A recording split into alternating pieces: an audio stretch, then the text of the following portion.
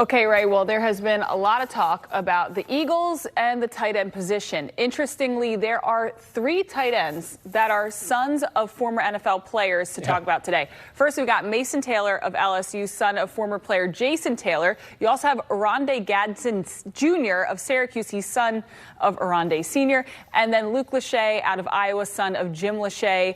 We know tight ends have been a big topic here with Dallas Goedert and his future. Might the Eagles look that way, Ray? Might they dip into the nepotism pool just a tad?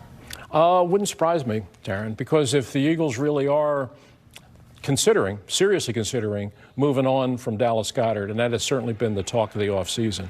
I don't know that I think that's a great idea, but it certainly seems to be the way the organization is thinking right now. Then you're going to have to replace him, and you're going to have to replace him with a guy who can step right in and play. Calcaterra is a good second tight end who can receive, but you need that other tight end who can do all the things you need a tight end to do, which is be a receiving threat and also block for you. And these guys can do that. And you're right, the interesting thing about them is 3 of the better ones are all the sons of former NFL players, so they kind of grew up with the game.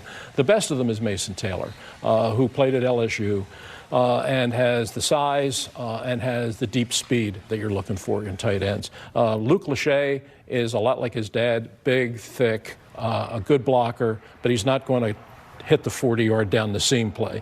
Taylor will. And if the Eagles really are thinking in terms of moving on from Goedert, they're going to have to replace him. And this is actually a good draft for tight ends. This is one of the better tight end drafts I've seen. Now, you mentioned moving on from Goedert might not be the best idea, though. How big of a concern is this with Goedert's position, with his injury history, with his age, what they're paying him, all of that considered? How much of a concern is it for you, Dallas Goedert, at that tight end position? It is. I mean, and those are all the things that the organization has to weigh.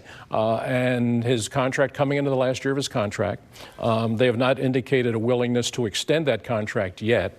If the season begins, generally agents and players don't want to negotiate in season, which means you're looking at a situation where he could very well be a free agent at the end of the season, lose him for nothing.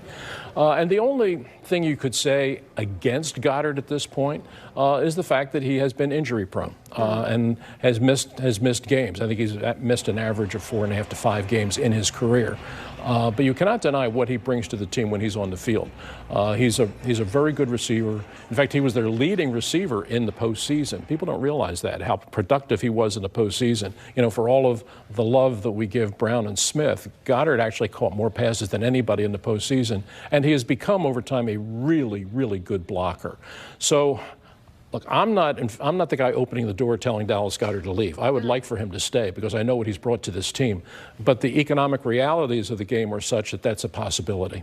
So we'll see how he does, if he goes with Goedert or if he brings a kid in to the family biz.